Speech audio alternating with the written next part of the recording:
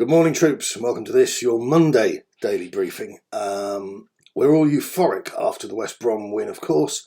The dwarfs and the hookers have only just left my gaff. The celebrations went on late into the night. No, not really. What I should have done, look, I'm not enjoying the football under Ryan Mason. I'm not enjoying Ryan Mason, and every time he opens his mouth, I get a little dose of Tourette's. Propagandist nonsense. It's just too much, and he's only been here a few weeks. So, an antidote to this despair is there's an unintentionally very funny article on the BBC that I should have read before I went to bed, and I would have put me in a better mood. The wording is there's a syntax error. So, Dele Alli. Is Tottenham HOTSPUR midfielder turning a corner under Ryan Mason? In an atmosphere of transparency, I've been through Dele Alli's numbers this morning, and to just drill it down, very, very easy to understand language. Pretty mediocre performance, bar two instances where he did a couple of very, very sexy nutmegs. I'm not adverse to a sexy nutmeg, but two sexy nutmegs doth not a 90 minutes performance make, I'm afraid.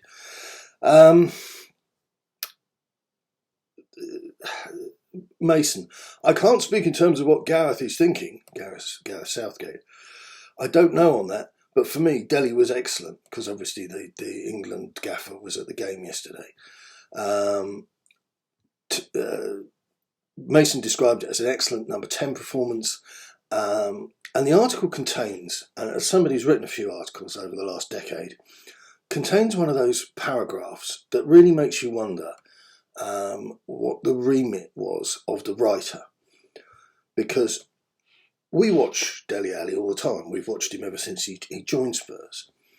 And this paragraph, the midfielder has scored 65 goals for Spurs since moving from MK Dons in 2015. But in January, it looked as if his time at the club might be coming to an end, with Mauricio Pochettino's Paris Saint-Germain interested. Now, there's nothing wrong with saying that there was interest from PSG, because there absolutely was. But 65 goals... that makes him, it presents him as someone who's a hot property, and he's not.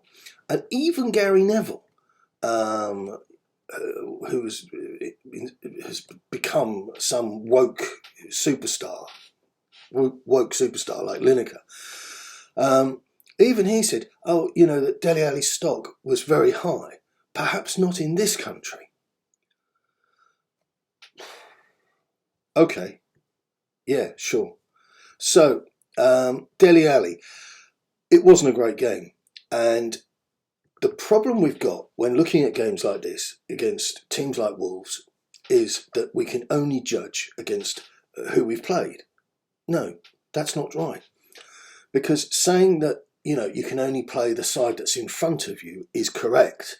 But what is incorrect is to suggest, therefore, that you can play Wolves or someone of their calibre every week. Our friend is context. And so this is the killer here. How did Eric Dier get on? Because I didn't want him to play. He's been dreadful.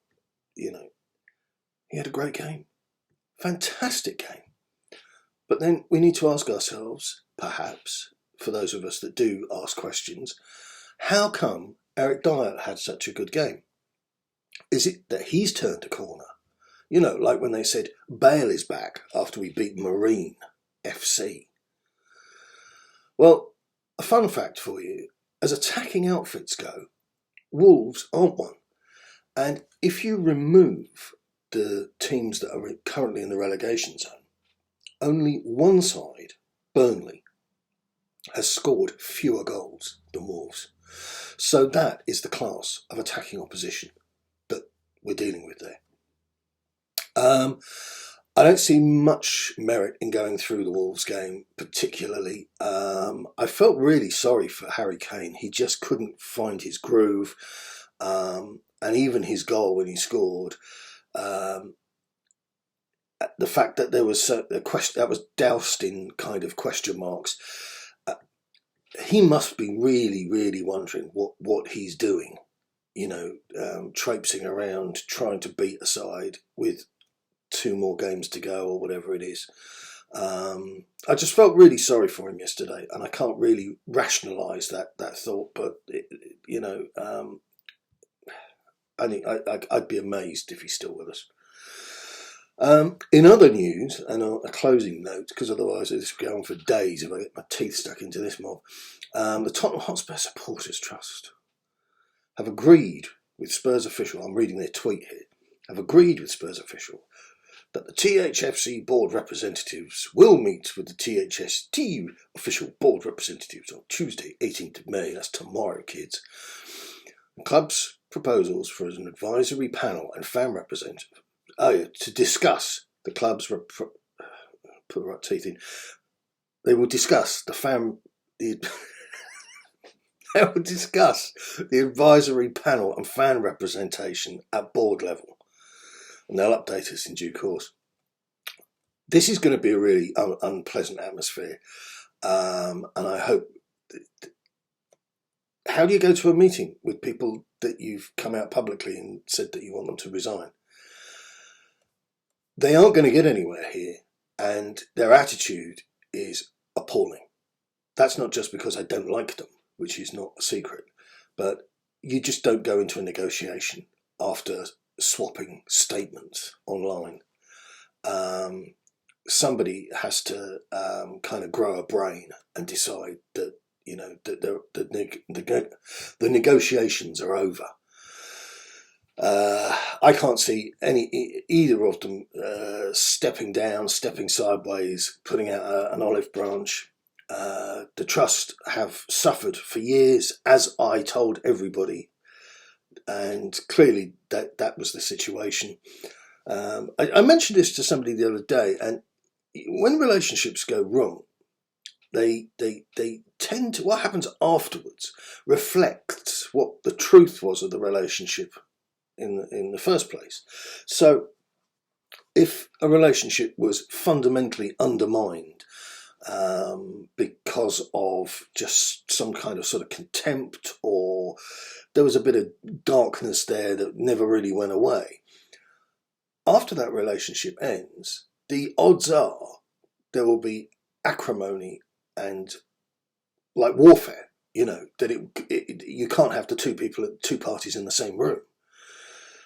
Whereas when a relationship goes sour and maybe comes to its natural conclusion, which is to fizzle out and whatever, those relationships tend to then have afterwards, the atmosphere is kind of okay. It's kind of, like, how you doing? You okay? Yeah, great, fine, nice to see you. And what we've got here is evidence to me that the relationship between the Trust and the club was always horrible. And whether the Trust were uncomfortable in admitting it was a horrible relationship, the club were always very businesslike about things, and you couldn't get a whiff of how they felt about things. But there were signals there, and the fact that when the minutes were published, the minutes had to go through the club first with the old blue pencil, one for the dads, to say, and there was this thing where the Trust always moaned that they were under the cosh of this commercial sensitivity business. When in actual fact, the club were making it very clear they didn't want anything going out that they didn't want to go out, and that's fine. That's up to them. But that's not an air of transparency. That's not being straight with people. So it says to me that this relationship had a fair amount of misery in it before it got to the point where one party went online and issued a statement saying they wanted all of the individuals concerned to resign. This won't end well. This won't end well at all. So, beat Wolves. There's another game coming up next week because there's no European football. Leicester City. Oh, they won a cup, didn't they? Yeah. Apparently they've got amazing training facilities, which nobody's allowed to talk about. Amazing training facilities. They've backed several managers, and they don't really make much money as an operation, but they do play good football. They tend to win things. I wonder what Leicester. I can't speak today. I really should. Maybe I'll stick to writing. That isn't too good either. But anyway, yeah. So I wonder how Leicester City fans feel this week. We'll never know. Speak to you again. Good luck. Keep it Tom.